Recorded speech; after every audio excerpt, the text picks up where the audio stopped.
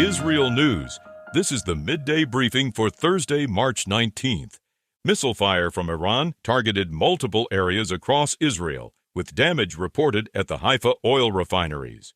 Iranian state television reported that a power facility in Haifa was targeted in response to earlier strikes on Iran's South Pars gas field. Israeli authorities say the damage was caused by interception debris, with no reports of injuries and no hazardous material leaks. This comes as Iran continues attacks on Israeli infrastructure. In central Israel, 2 people were killed in Ramat Gan during an overnight barrage. The victims, a couple in their 70s, were found unconscious in their home and are believed not to have reached a protected room in time. Alerts were activated from the Sharon region to the Jordan Valley, and additional injuries from shrapnel were reported. This occurs amid continued missile fire into Israeli population centers. In northern Israel, a direct hit on a residential building in Kiryat Shmona left 4 people injured, including a man in serious condition. Emergency services say the building did not have a protected space, and those inside were in an internal room at the time of impact.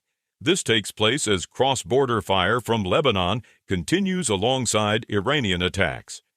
In Lebanon, reports indicate Israeli airstrikes in Beirut, southern Beirut, and the Bekaa Valley following rocket fire by Hezbollah toward northern Israel. Local reports indicate casualties in at least one of the strike areas. This occurs amid ongoing exchanges between Israel and Hezbollah.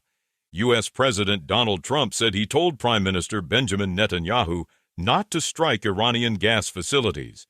Speaking at the White House, Trump said, "I told him don't do it," adding that such strikes would not be repeated. Israeli officials, speaking to Reuters, said the earlier strike had been coordinated but was unlikely to happen again. This comes as energy infrastructure becomes a focal point in the conflict. The U.S. Treasury Secretary Scott Bessent said Washington may lift sanctions on Iranian oil already in transit, citing rising global energy prices.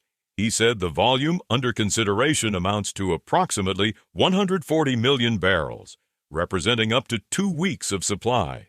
This occurs as oil and gas markets react to attacks on energy infrastructure in the region. According to a CNN report citing 2 sources, a U.S. F-35 fighter jet was hit by anti-aircraft fire during a mission over Iran and was forced to make an emergency landing at a base in the Middle East. A U.S. Central Command spokesperson said the aircraft landed safely and the incident is under investigation.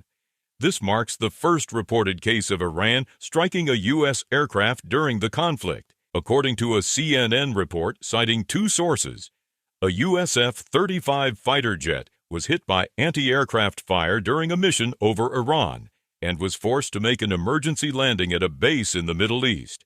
A U.S. Central Command spokesperson said the aircraft landed safely and the incident is under investigation.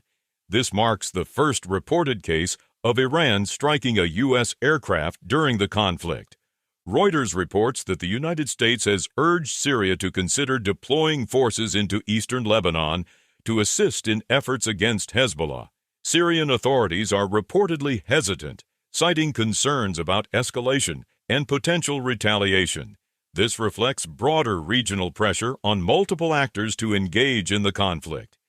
In the Gulf, reports indicate missile and drone activity targeting the United Arab Emirates, with explosions heard in Dubai. This takes place as Iranian retaliatory actions continue across the region.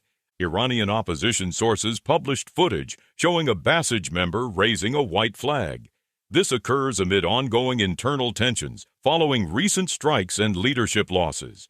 Those are the latest headlines from IsReal News.